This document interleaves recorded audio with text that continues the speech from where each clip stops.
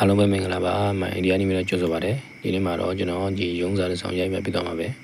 ပထမဆုံးကျွန်တော်ဝါထေဝင်လိုက်ပါမယ်ဝါထေဝင်ပြီးတော့မှကျွန်တော်ဒီနားမှာစာရွက်တစ်ဆောင်အလွဲပေါ့နော်အဲ့ဒါယူမယ်ယူပြီးတော့မှကျွန်တော်အဲ့ဒါကိုကျွန်တော်ရှင်းမယ်ကျွန်တော်ဟောပေါ့ခွင့်ရှင်းမယ်ပေါ့နော်ဒါကျုံလာတာရှင်းတာခွင့်ရှင်းလိုက်မယ်ရှင်းပြီးတော့မှကျွန်တော်တို့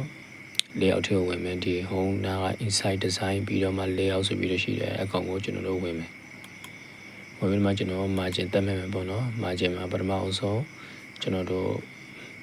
margin ကိုကြည့်လိုက်တဲ့အချိန်မှာကျွန်တော်ကပြောရမယ်ဆိုရင်ရုံးစာရိုက်တဲ့အချိန်မှာအပေါ်တစ်လက်မှအောက်တစ်လက်မှပေါ့နော်ဘေကဘေဖက်ကကြတော့တစ်လက်မှညာကိုကြတော့ကျွန်တော်လက်မခွေတစ်လက်မှပေါ့နော်အများပဲလို့ထားတယ်ရှိတယ်ဆိုတော့ဒီဘက်မှာကြတော့တော့ကတစ်လက်မှပေါ်တွန်တစ်လက်မှလက်ကကြ 0.75 ဖြစ်နေတယ် right က 0.75 ဖြစ်နေတယ်အဲ့ဒါမဆင်မပြေဘူးဒီဟာလေးတွေကကျွန်တော်သုံးဖို့အတွက်မတင်တော့ဘူးပေါ့နော်မတင်တော့ဘူးဆိုရင်ကျွန်တော်ကိုယ်တိုင်margin တက်မဲ့မယ်ကိုယ်တိုင်margin တက်မဲ့တဲ့အချိန်မှာကျွန်တော်အောက်မှာရှိတဲ့ custom margin ကိုကျွန်တော်ဝင်မယ်ဝင်ပြီးတော့မ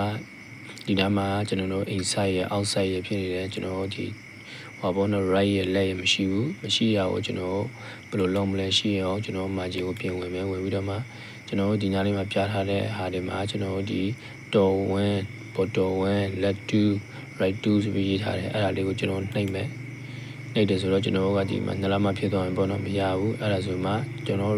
မှတ်ထားတာကတော့ရဲ့လက်ရဲ့ right ရဲ့မှတ်ထားတဲ့အတွက်ကျွန်တော် margin ကိုဝင်ကြည့်ပြီးတော့ customer margin ကိုဝင်ကြည့်တဲ့အချိန်မှာကျွန်တော်ဟာတွေကလက်တို့ right တို့ကအကုန်လုံးကလက်မှတ်တွေဖြစ်သွားပြီပေါ့နော်လက်မှတ်ပြောင်းသွားပြီပေါ့နော်အဲ့ဒါကိုကျွန်တော်တို့ကပြင်ပြီးတော့ဒီဒါကိုကျွန်တော် select မှတ်မယ် select မှတ်ပြီးတော့ဒီကကိုကျွန်တော်လက်ကိုကျွန်တော်တလားမှထားမယ်ကျွန်တော် right ကိုလည်းအဲ့လိုပဲ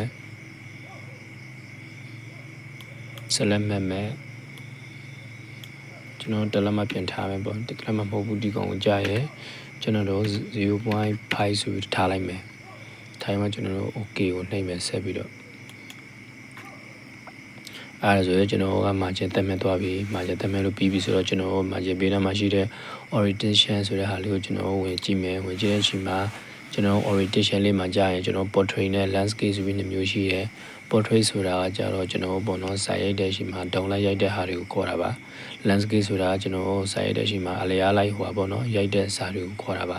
ါကျွန်တော်အခုစာရိုက်မှာတော့ကျွန်တော်ဒေါင်လိုက်စာကိုရိုက်မယ်ဒေါင်လိုက်ရိုက်မဲ့စာကိုပဲရိုက်မှာပါကျွန်တော်ကပေါ့နော်ရုံစာဆိုတော့ကျွန်တော်ဒေါင်လိုက်ရိုက်မဲ့စာကိုကျွန်တော်ရိုက်မယ်အဲ့ဒါကြောင့်ကျွန်တော် portrait ကိုယူလိုက်မယ်တကယ်လို့ကျွန်တော်အလျားလိုက်ရိုက်မဲ့စာတွေဆိုကျွန်တော် landscape ယူလို့ရတယ်ပေါ့နော်အဲ့လိုမျိုး landscape ကိုယူတဲ့ရှင်ယူလိုက်ရင်ကျွန်တော်စာတန်းလေးဟာအလျားလိုက်လေးဖြစ်သွားပါပြီကျွန်တော်ကဒေါင်လိုက်ရိုက်မယ်ဆိုတော့ကျွန်တော်ဒေါင်လိုက်ကိုယူလိုက်ပါမယ်ယူပြီးမှကျွန်တော်စာရွက် site ပေါ့နော်စာရွက် site ကိုယူမယ်ကျွန်တော် site ကိုဝင်လိုက်မယ်ဝင်ပြီးတော့မှကျွန်တော်က A3 နဲ့ရိုက်မှာလား A4 နဲ့ရိုက်မှာလားပေါ့နော်အဲ့ဒါဆိုရင်ကျွန်တော်က A4 နဲ့ရိုက်မှာဆိုတော့ကျွန်တော် A4 လေးကိုကျွန်တော်ရွေးလိုက်မယ်ပေါ့နော်အဲ့ဒါဆိုရင်ကျွန်တော်စာရွက်လေးက A4 လေးဖြစ်သွားပါပြီအဲ့ဒါဆိုကျွန်တော် layout လေးကိုကျွန်တော်ညှိပြီးပြီဆိုတော့ကျွန်တော် home ကိုပြင်သွားမယ် home ကိုပြင်သွားပြီဆိုမှကျွန်တော်စာလို့ရိုက်ပြီးရိုက်လို့ရပြီပေါ့နော်စာဆက်လို့ရိုက်မယ်ဆိုရင်ပထမအောင်ဆိုခေါင်းစဉ်ပေါ့နော်ခေါင်းစည်းကိုကျွန်တော်ရိုက်မှာဆိုတော့ကျွန်တော်အလေလေးမှာအလေလောက်လေးမှာထားပြီးရိုက်မှာစစ်ပြင်မှာဆိုတော့ကျွန်တော်ဒီစာလေးကကြာဘေးမှာကတ်နေတယ်ပေါ့နော်အဲ့ဒါလေးကိုကျွန်တော်ဒီဖက်မှာဒီဟိုပေါ့နော်ဒီစာရွက်ရဲ့အရှိတိတ်တယ်ပေါ့နော်ဒီဟာလေးမှာဆိုရင်ကျွန်တော်ရဲ့ဟိုပေါ့စာကြောင်းလေးတွေကိုဟိုပေါ့နော်ထားမဲ့ပုံစံလေးတွေပြထားပေးတာပေါ့နော်ဒီဓာတ်လေးကကြာတော့ကျွန်တော်ဒီဘေးဖက်ပေါ့နော်ဒီဟာလေးကကြာတော့ကျွန်တော်စင်တာပေါ့နော်အလေဒီညာဒီဟာလေးကကြာတော့ညာဖက်ကိုရွှေ့တာပေါ့နော်ဒါတွေကကြာတော့စာကြောင်းတွေကိုညှိတာပေါ့နော်ကြာလေးကကြာဒီကျွန်တော်အဲ့ဒါကြောင့်ကျွန်တော်ဒီဆက်တာလေးကိုရွေးမယ်ဘာပဲဆိုတော့ကျွန်တော်ဆက်တာတီကောင်းစီရေးမှာဆိုတော့ဆက်တာလေးကိုရွေးပြီးတော့မှကျွန်တော်ရိုက်ပါရင်ဗျဆိုပထမဆုံးစာရိုက်မယ်အဲ့ဆိုရင်ကျွန်တော်စာကိုမြင်အောင်ဆိုပြီးတော့ကျွန်တော်စာလုံးကိုရှင်းမယ်ဒီစာရွက်အောက်မှာကျွန်တော်ဒီplus minus ဆိုပြီးရှိတယ်ဒါ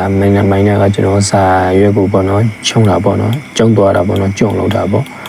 ဒါကြတော့ကျွန်တော်ရဲ့ဟိုပေါ့နော်ဒီဒါကြတော့ခြေတာပေါ့နော်စာရွက်ကိုခြေတာအဲဆိုကျွန်တော်ရေးလိုက်ပါမယ်ဒီလိုပြီးပြီဆိုရင်ပထမအောင်ဆုံးဒါနည်းနည်းဟိုပေါ့နော်မြာမို့နည်းနည်းတင်းနေတယ်ဆိုတော့နည်းနည်းရှင်းကြည့်မရှင်းလိုက်မယ်ဒီကောင်လေးကို ဒါလေးဆိုရင်ပို့အဆင်ပြေသွားပါပြီညုံစာရေးသားနေဒါလောက်ဆိုအဆင်ပြေပြီပေါ့နော်ဆိုရင်ဒီကောင်လေးကိုကျွန်တော်တို့နောက်တစ်ကြောင်းရိုက်မယ်ဆိုတော့ကျွန်တော်တို့ရဲ့enter နဲ့ကျွန်တော်အောက်ကိုချပါမယ်ညုံစာရေးသားနေဆိုပြီးမှကျွန်တော်အောက် enter နဲ့အောက်ကိုချမယ်အောက်ကိုချတော့ကျွန်တော်ရဲ့ကျွန်တော်က center ကိုရွေးထားတာဆိုတော့အောက်ကိုချတဲ့အချိန်မှာလည်း center ပဲပေါ်နေမှာဖြစ်ပါတယ်အဲဒါကြောင့်ကျွန်တော်စာရိုက်တဲ့အချိန်မှာကျွန်တော်ကရုံးစာရိုက်ပြီးမှာစာရိုက်ပြီးဆိုတော့ဒီအပေါ်ကစာလုံးအကြောင်းအရာရိုက်သားပြီးဆိုတော့ဒီနောက်ပိုင်းလာမယ့်စာတွေကကြာတော့ကျွန်တော်ဒီနားလေးမှာကတ်ပြီးတော့ရိုက်ရမှာပါအဲဒါကြောင့်ဒီနားလေးမှာဆိုအဆင်ပြေပါဘူးအဲကျွန်တော်အပေါ်မှာရှိတဲ့ဟာကိုကျွန်တော်ဒီဒါကြတော့ပေဖက်ပေါ့နော်ပေဖက်လေးကိုကျွန်တော်ပြင်ပြောင်းလိုက်မယ်ကျွန်တော်ဒီအားလေးကဒီနားလေးမှာပြင်ရောက်သွားမှာပေါ့နော်အဲဆိုကျွန်တော်ပြင်ရိုက်မယ်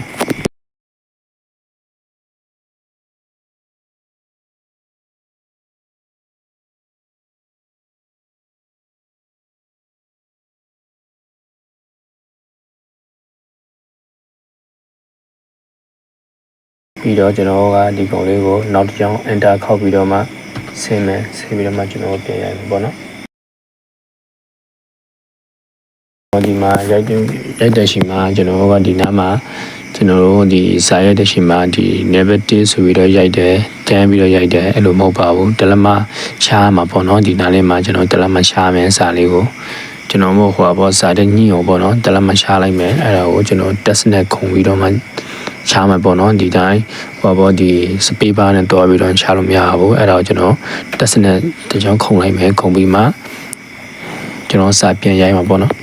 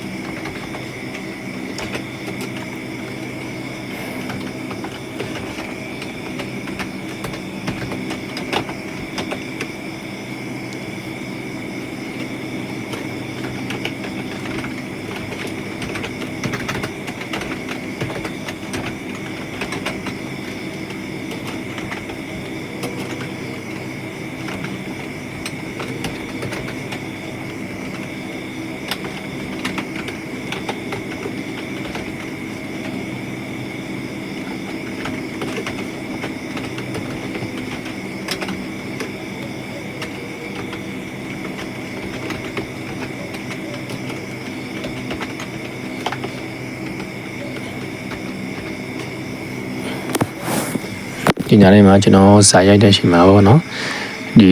ကောင်လေးကိုကျွန်တော်ပြန်ရိုက်တဲ့ချိန်မှာပေါ့နော်ဒီနေရာပြေးတော့ပြီဆိုတော့အောက်ကိုတန်းချသွားတယ်ပေါ့နော်အဲ့လိုမျိုးရိုက်လို့ရပါတယ်နောက်ပိုင်းမှာဒီစာတွေကိုကျွန်တော်ပေါ့နော် space bar နဲ့ညှိမှာပေါ့နော်ရောသက်ဆိုင်ဆိုရင်ကျွန်တော်ရိုက်မယ်သက်ဆိုင်သူညာ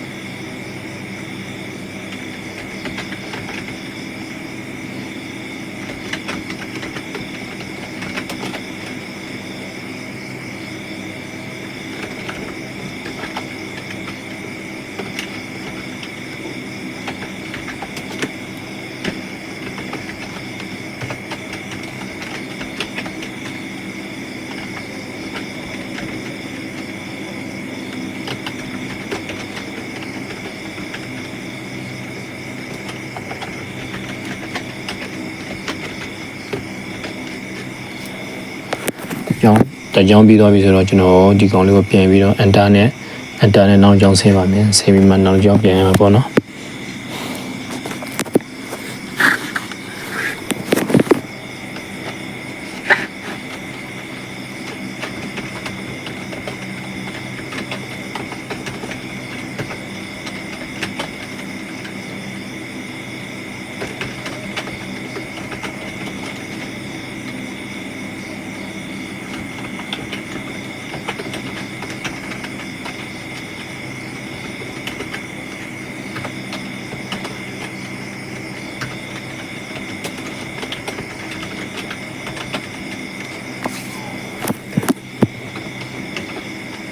ပြီးတော့မှကျွန်တော် test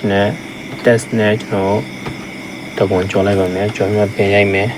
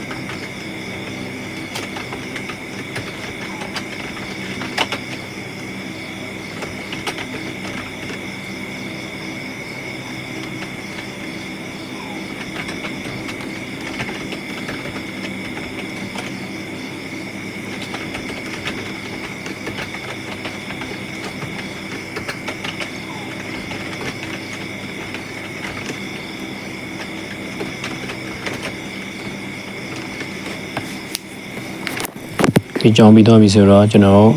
နောက်ကြောင်းကိုဆင်းတဲ့ချိန်မှာလည်း enter ကိုခောက်ပြီးတော့အကုန်လုံးဆင်းရပါပြီဗျ enter ခောက်ပြီးတော့ဆင်းမယ်ပြီးတော့ကျွန်တော် test နဲ့သွားမယ်အဲ့လိုပေါ့နော်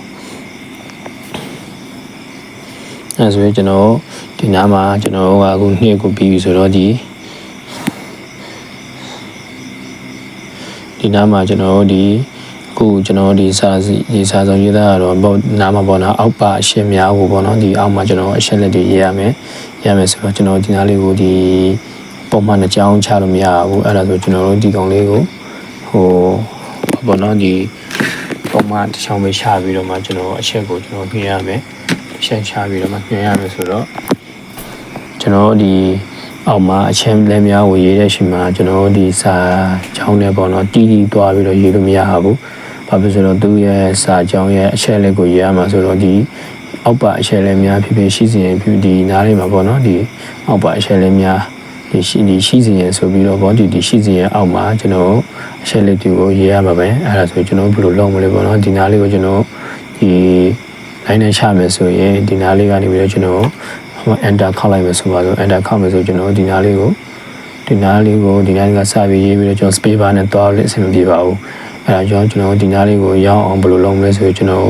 ဘာနဲ့တိုင်းပြီးသွားမလဲဆိုရင်ကျွန်တော်ပေတွေနဲ့တိုင်းပြီးတော့မှသွားပါမယ်ကျွန်တော်ပေတယ်ကတော့ထူးထူးခြားမဟုတ်ဘူးအပေါ်မှာရှိတဲ့ဒီဟာလေးတွေပေါ့နော်ဒီတန်းလေးတွေကပေတယ်ပါဒီဟာလေးနဲ့တိုင်းပြီးတော့သွားရမယ်အဲ့ဒါဆိုဒီကိုဘယ်လိုတိုင်းမလဲတိုင်းမယ်ဆိုကျွန်တော်ဒီကောင်လေးကိုကျွန်တော် mouse မှာရှိတဲ့ right ဒီ double click ပေါ့နော်double click လေးနဲ့ကျွန်တော်တစ်ချက်နှိပ်မယ်နှိပ်ပြီးတော့မှကျွန်တော်သွားမယ်သွားပြီးတော့မှဒီရှိစီရဲ့နားလေးမှာကျွန်တော်ရှာမယ်ပေါ့နော်ရှာလိုက်မယ်အဲ့ဒါဆိုရင်ဒီနားလေးမှာဆိုရင်ပို့လို့ပေါ့နော်အဆင်ပြေသွားပြီအဲ့ဒါဆိုရင်အချက်လိုက်တွေကိုဒီနားလေးကနေပြီးတော့စပြီးတော့ရေးမယ်ကျွန်တော်တို့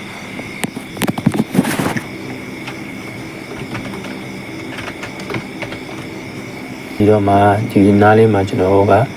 ကကြီးဆိုပြီးတော့ကျွန်တော်ဒီတိုင်းတန်းရေးလို့မရဘူး။ဘာဖြစ်လို့ကျွန်တော်စာကျွန်တော်ခုနပြောတဲ့အတိုင်းပဲစာရေးကျွန်တော်ဒီကွန်မာခံရမယ်ပေါ့နော်။ဥပမာဒီတလက်မှတ်ရှားရမယ်ပေါ့နော်။ဒီလိုပုံစံမျိုး sorry ကွန်မာခံတာမဟုတ်ဘူးတလက်မှတ်ရှားရမယ်ပေါ့နော်။တလက်မှတ်ရှားမယ်ဆိုကျွန်တော်ကဒီဟာလေးကိုကျွန်တော် space bar နဲ့တွားပြီးတော့ရှားလို့မရဘူး။ကျွန်တော် test ခုံရမယ် test ခုံပြီးမှရှားရမယ်ကျွန်တော် test ကိုနှိပ်ပြီးတော့ mouse ရဲ့ဒီဘေးဖက်မှာရှိတဲ့ test လေးရှိတဲ့ TP test ဆိုပြီးရှိတဲ့အဲ့ဟာလေးကိုကျွန်တော်နှိပ်ပြီးတော့မှကျွန်တော်ဟိုပါဘောနော်ခုံပြီးတော့တွားပါမယ်အဲ့ဆိုကျွန်တော်ခုံလိုက်ပြီးခုံပြီးတော့မှကျွန်တော်စာဆက်ပြီးတော့ရိုက်မယ်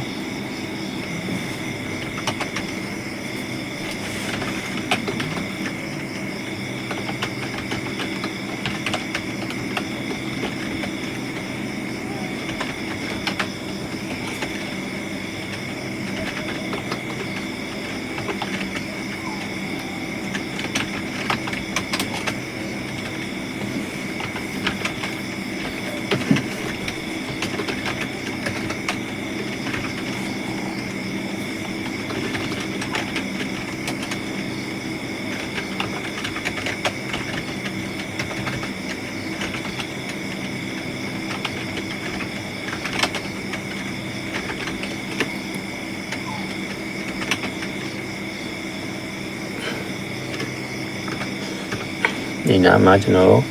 ဒီနားမှာလည်းအဲ့လိုပဲကျွန်တော်အကောင်ချမ်းများကိုပေါ့နော်အကြောင်းချမ်းများကိုကျွန်တော်တွားမယ်ဆိုရင်ဒီနားမှာဒီစာရေးသူကိုယ်တိုင်ပေါ့နော်ဒီနားမှာချောင်းချမ်းများကိုစာရေးသူကိုယ်နဲ့ဆိုရင်ကျွန်တော်ဘယ်လိုတွားမလဲအတားလေးချက်ခောက်မယ်ခေါက်တော့ကျွန်တော်ဒီနားလေးမှာရောက်တယ်ပေါ့နော်အဲ့ဒါလေးကိုကျွန်တော်တို့ကဒီနားမှာထားလို့ရိုက်လို့မရဘူးပေါ့နော်ဒီစာလေးနဲ့တပင်းကြီးတွားပြီးရရမယ်ကျွန်တော်ကအဲ့ဒါဆိုရင်ကျွန်တော်ဘယ်လိုရိုက်မလဲအဲ့ဒါဆိုကျွန်တော်ပြောတဲ့အတိုင်းပဲဒီကျွန်တော်ပြောတဲ့အတိုင်းဒီ rules နဲ့မတော်ပဲကျွန်တော် test နဲ့ပေါ့နော် test နဲ့တစ်ခေါက်ခောက်လိုက်မယ် test နဲ့ခောက်မယ်တစ်ခေါက်ခောက်ပြီးမှနောက်တစ်ခေါက် test နဲ့ခောက်တဲ့အချိန်မှာကွက်တိကြရင်ပေါ့နော်ဒီထားလေးမှာဒီစာလေးနဲ့ညီပြီးဖြစ်သွားမယ် test နဲ့ခောက်ခုံလိုက်တော့ဒီစာလေးနဲ့ညီလေးဖြစ်သွားပြီပေါ့နော်အဲ့ဒါဆိုဒီတိုင်းမှာဆက်ပြီးတော့ရိုက်လို့ရမယ်ကျွန်တော်က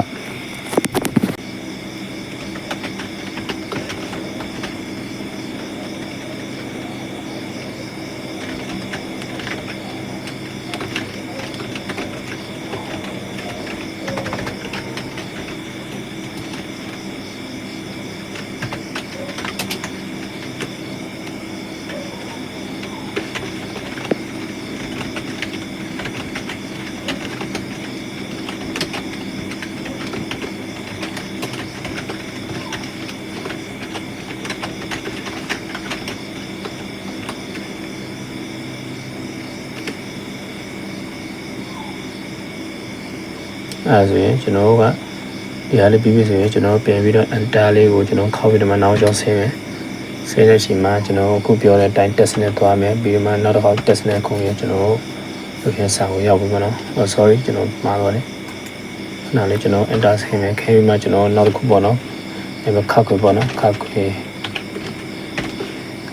ပြီးမှကျွန်တော် test နဲ့ခုံပါအဲ့ခုမနောက်ကျောင်းရေးမယ်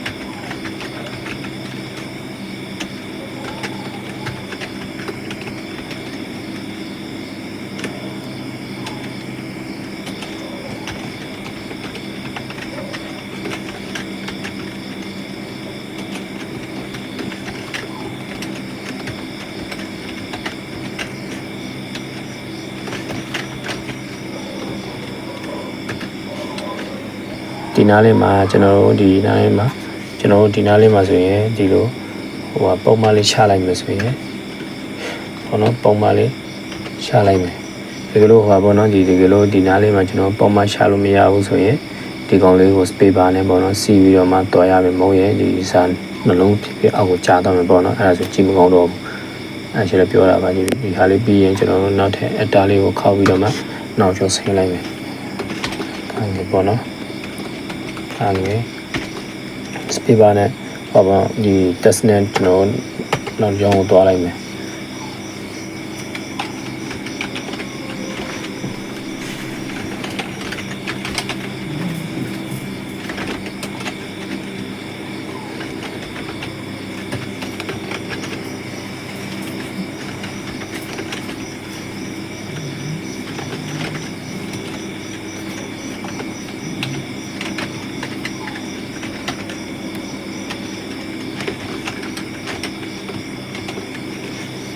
ပြီးပြီဆိုရင်ကျွန်တော်နောက်တဲ့ test နဲ့ခုံမယ်ခုံပြီးတော့မှ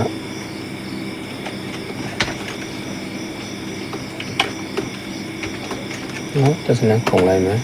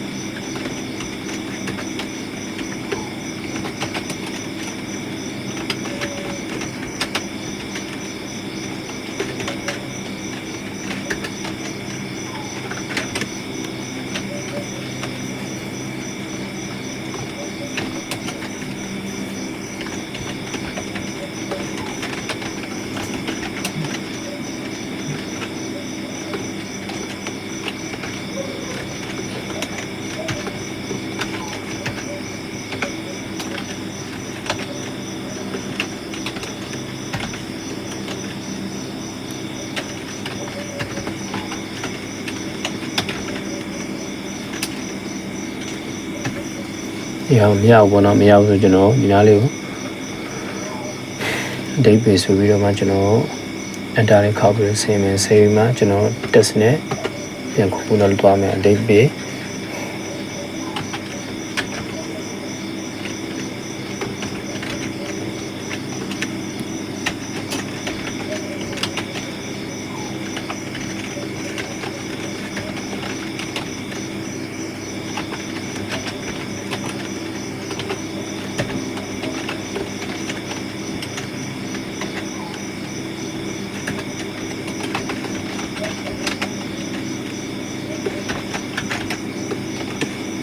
အဲ့ဆိုရင်ကျွန်တော်စာကြောင်းကတော့ဒီမှာပြီးပါပြီအဲ့ဒါဆိုကျွန်တော်ဒီစာလေးကိုကျုံလိုက်တော့ပေါ့နော်ကျုံကြည့်မယ်ကျွန်တော်ဒီစာရွေးလေးကိုကျုံကြည့်မယ်အဲ့ဆိုရင်ကျွန်တော်စာရွေးလေးကတော့ဒီဟိုပါပေါ့နင်းလေးဟိုပါပေါ့နော်ဒီတိုးနေတယ်ပေါ့နော်ဒီတိုင်းကြည့်ရတော့အဆင်ပြေမနေဘူးအဲ့ဒါကိုဒီ A ကိုစာရွက်မှာဟိုပါပေါ့နော်ဒီဟိုပါပေါ့ကြည့်ရတာအဆင်ပြေပြေလေးဖြစ်အောင်ကျွန်တော်လုပ်မယ်အဲ့ဘယ်လိုလုပ်မလဲဆိုပထမအောင်ဆုံးကျွန်တော်ဒီရုံးစာလေးကိုကျွန်တော်မှတ်ပြီးတော့မှ select မှတ်ပြီးတော့မှဒီပေါ့နော်ဒီစာလုံးအထူးပေါ့နော် book ကို book ထည့်လိုက်မယ်ကျွန်တော်ပြီးတော့ရေးရှယ်ကိုအဲ့လိုပဲဒီအဓိကအကြောင်းအရာလေးတွေကိုပေါ့နော်အဓိကအကြောင်းအရာလေးတွေကိုကျွန်တော် book ထည့်လိုက်မယ်ပြီးတော့ဒီအလေးလေးမှာရှိတဲ့ရုံးစာရေးသားရှိခံရမည်အချက်များကိုလည်းကျွန်တော် book ထည့်လိုက်မယ်အဲ့ဒါဆိုရင်ဒီဘက်ကတော့ကြည့်ကောင်းလာပြီပေါ့နော်ပြီးတော့ကျွန်တော်တို့ရဲ့စာကိုကျွန်တော်တို့ဒီမှာချတဲ့စာကိုကျွန်တော် enter နဲ့တကြောင်းခါတကြောင်းပေါ့နော်တကြောင်းချလိုက်မယ်ဒီနားလေးကိုကျွန်တော်တကြောင်းချလိုက်မယ်ဒီအချက်များကိုကျွန်တော်တကြောင်းချလိုက်မယ်ဒီစာရွက်နဲ့ကြီးကောင်းပေါ့နော်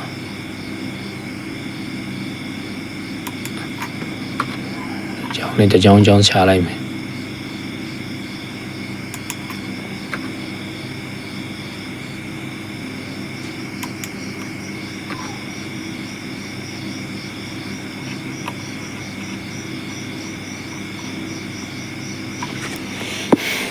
ဒီလိုဆိုတော့မဆိုးတော့ပါဘူးကြည့်ရတာပေါ့နော်ပြီးတော့ဒီရုံးစာလေးကိုကျွန်တော်ဆက်လက်မှတ်မယ် မဲ့ပြီးတော့မှကျွန်တော် site ကအခုဒီမြန်မာ Times နဲ့ site ကကျွန်တော်စစ်နှစ်ပေါ့နော်အစစ်နှစ်ကိုကျွန်တော်ဒီအလုံးစာလုံးကြီးပေါ့နော်ဒီ14လောက်ကျွန်တော်ပြောင်းရေးလိုက်မယ်အဲဆိုကျွန်တော်ဒီစာလေးကကြီးပြီးတော့ပေါ့မေးပြီးတော့လှပေါ့လှနေတာပေါ့နော်ရှားဆိုင်တက်ဆိုင်တိတာထင်ရှားနေတာပေါ့နော်ပြောရမယ်ဆိုရင်လှတယ်တိတာထင်ရှားနေတာပေါ့ဒီကောင်လေးတွေကိုလည်းရေရှုပ်ပဲအဲ့လိုပဲကျွန်တော်တို့ဒီစနစ်ကို14လောက်ပေါ့နော်ပြောင်းထည့်လိုက်မယ်အဲ့လိုမျိုးရေးစရာရေးသားရတော့ကျွန်တော်များရှားများကိုလေစနစ်ကနေပြီးတော့ကျွန်တော်14လောက်ပေါ့နော်လုပ်လိုက်မယ်ဆိုရင်ကျွန်တော်စာရက်ကတော့စင်ပြတော့ပဲရှာကျွန်တော်ကျုံကြည့်လိုက်မယ်နော်အဲ့ဒါဆိုကျွန်တော်စာရက်တစ်ရက်ကဒီအောက်မှာလေးတော့ဟောပေါ့နော်ဒီတလက်မလောက်ပဲရှိတော့မယ်ဒီအပေါ်မှာလေးပေါ့နော်ဒီတလက်မထက်ဆိုင်တော့ဟိုနောက်တဲ့တစ်ချောင်းစာလောက်ပဲကျန်တော့မှာပေါ့နော်အောက်မှာကြာရင်ကျွန်တော်ဒီဘက်မှာကြာရင်တလက်မဒီဘက်မှာကြာရင်ဟိုပေါ့သွားမှာပေါ့ဒီဟိုတလက်မထက်ဝက်ပေါ့နော်တလက်မမပြေဘူးဟိုကျွန်တော်ပြင်ပြီးတော့ဒီပြီးပြီဆိုကျွန်တော်စာလုံးကိုညှိမယ်စာကြောင်းတွေကိုကျွန်တော်ပြင်ညှိမယ်ဒီဟာလေးမှာကျွန်တော်ဒီစာကြောင်းကိုပြင်ညှိမယ်ဆိုရင်ဒီကောင်ကိုရှင်းလိုက်မယ်ကျွန်တော်စာတွေကပြောရမယ်ဆိုရင်ဒီတိုင်းအညီညာမရှိဘူးပေါ့နော်ဒီတိုင်းဟိုပေါ့မလှဘူးဖြစ်နေတယ်အဲ့ဒါကိုကျွန်တော်စာတွေကိုညှိမယ်ညှိ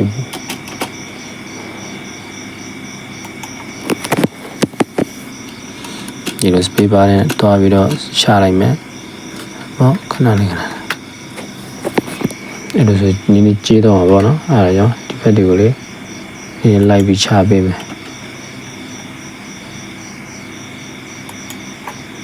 ဒီလိုလေးလိုက်ပြီးတော့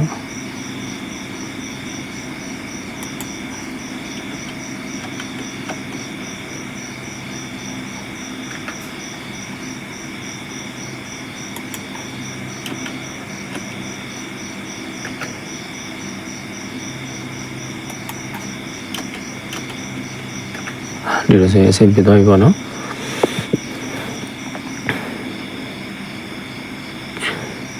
ဒီစာကြောင်းကလည်းအဲ့လိုပဲဒါလေးနဲ့ဒီတမထားတဲ့ဟာလေးကိုကျွန်တော်တို့ကြောင်းသွားမယ်ဒါဆိုရင်အဆင်ပြေသွားပြီဒီစာကြောင်းလေးနောက်ကြောင်းရနေတာလုတ်ကြည့်မယ်လုတ်ကြည့်တာအဆင်ပြေတယ်ဒီနားလေးတစ်ကြောင်းရနိုင်လားမရတော့ဘူးဒါဆိုပြန်ပြီးတော့လုပ်မယ်အဲဆိုဒီလောက်ရမှာပေါ့နော်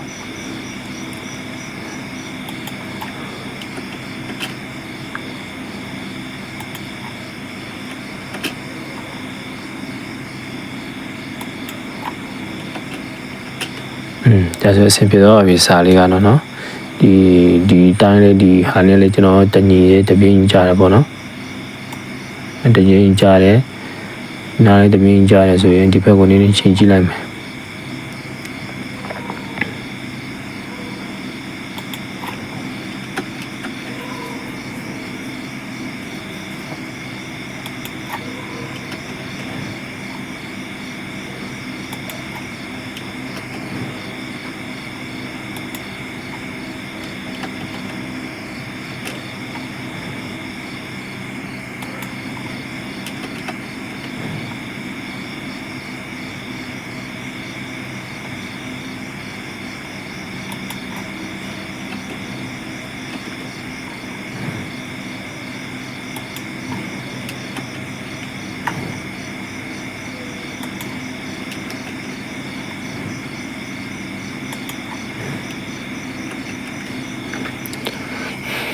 တင်လေးအဆင်ပြေသွားပြီတိုင်ကြည့်မယ်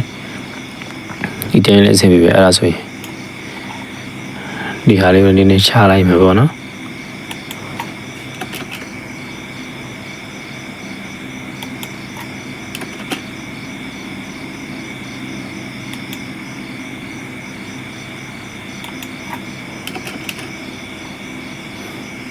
အဲ့ဆိုရင်စာဆုံးရေးသားတော့ရပြီအဆင်ပြေပြီဒီလောက်ဆိုရင်ပေါ့နော်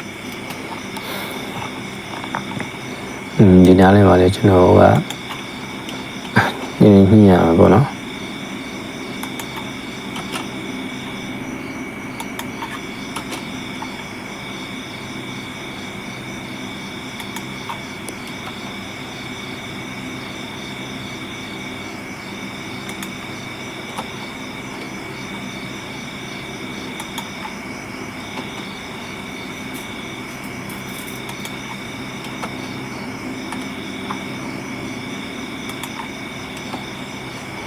အဲ့တော့ဒီလောက်ဆိုအဆင်ပြေပြီပေါ့နော်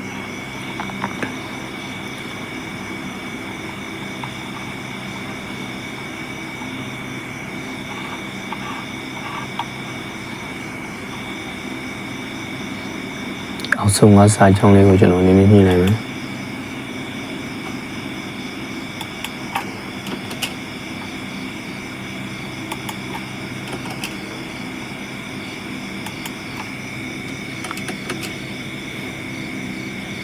ရပြီဒီလောက်ဆိုဆင်ပြပါပြီ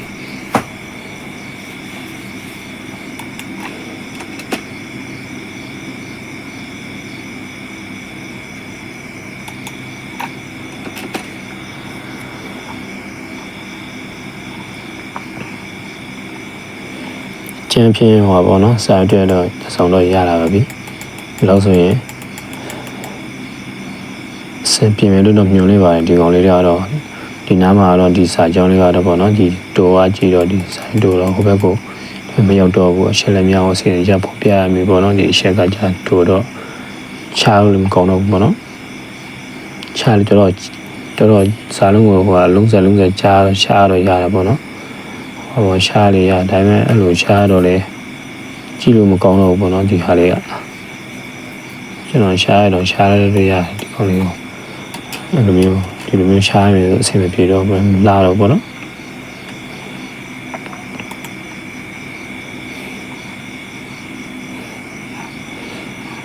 အဲ့ဒါဆိုရင်ဟောပေါ့နော်အခုဒီရုံးစာတစ်စုံကတော့ကျွန်တော်ဟောပေါ့နော်အကျဉ်းဖြင့်တော့ကျွန်တော်ရေးလို့အဆင်ပြေသွားပါပြီနောက်ထပ်ဟောပေါ့နော်ဒီရုံးစာလူနဲ့ပတ်သက်တဲ့ဟိုကဒီဟောပေါ့ဒီ6လော်စာဟောစာပဲပေါ့နော်6လော်စာပဲပါတယ်ကိုလေကျွန်တော်ဟောပေါ့ဒီနောက်ပိုင်းကျရင်ကျွန်တော်တင်ပြပေးသွားမှာပါနော်အကုန်လုံးကျေးဇူးတင်ပါဗျာအားလုံးပဲကျေးဇူးပါ